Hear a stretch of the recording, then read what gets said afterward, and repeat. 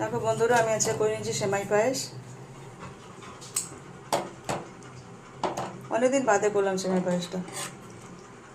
আর হয়ে যাওয়ার পর দেখো আমি এর মধ্যে গোলাপের পাপড়ি একটু দিয়েছি আর কিশমিশ দিয়ে দিয়েছি।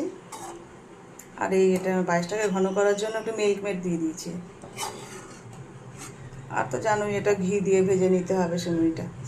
তো যাই হোক, সেটা তো করলাম আজকে। তো কালকে আবার আমাদের পাড়াতে যেন পুজো, শীতলা কালী পুজো। তো তোমাদের পাড়া শীতলা কালী পুজো হয়ে গেছে? আমাদের কিন্তু কালকে পুজো।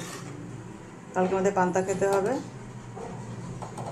কালকে পান্তা ভাতের সাথে কী কী করবো সেটা সকাল সকাল বানিয়ে নিতে হবে একদম। আজকে রাতেই বানিয়ে নেওয়া উচিত ছিল, কিন্তু আজকে টাইম পাইনি বলে। পান্তার সাথে অনেক কিছু রান্না করে খাওয়া হয়। আর যারা রান্না করতে পারে না তারা তেলে ভাজা কিনে নিয়ে এসে খায়। কিন্তু আমরা বাড়িতে তরকারি বানাই, আলু পটলের তরকারি একদম শুকনো গাঢ় গাঢ়, মানে শুকনো করে একদম, যেন নষ্ট না হয়। আর অনেক জায়গায় মানে আজকে রাতে ভাতটাকে বানিয়ে নেওয়া হবে, কালকে সকালে জল ঢালা হবে। আমার শ্বশুরবাড়ি পাড়া তাই করা হয়, কিন্তু আজকে আমি এখানে ফ্ল্যাটে কিছু করতে পারছি না। কালকেই রান্না করে কালকেই জল ঢালবো, তার কারণ আজকে জিমে গেছিলাম। আসলে ওই পাড়াতে না থাকলে না সেই জিনিসটার মাহাত্ম্য ঠিক বোঝা যায় না।